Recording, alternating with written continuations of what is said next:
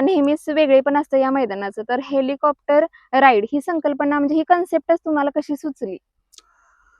नाही बघा, आता काय कन्सेप्ट किंवा आपण बाहेर फिरत असतोय, मार्केटमध्ये असतोय. मी माझ्या बिझनेसमुळं, उद्योगामुळं मी आता तुम्हाला ही गोष्ट पण आवर्जून सांगू शकतो, की बाबा 2007 ते 10 हे 3 वर्ष 4 वर्ष मी लंडनमध्ये होतो, यूकेमध्ये होतो.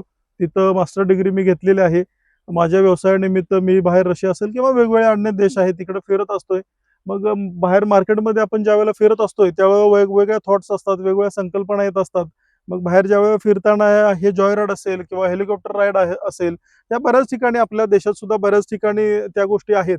मग त्याच गोष्टी आपल्या ग्रामीण भागातल्या लोकांना मिळाव्यात ह्या उद्देशानं आम्ही ही हेलिकॉप्टर राईडची संकल्पना घेऊन आलो. ही कुणासाठी असणार आहे?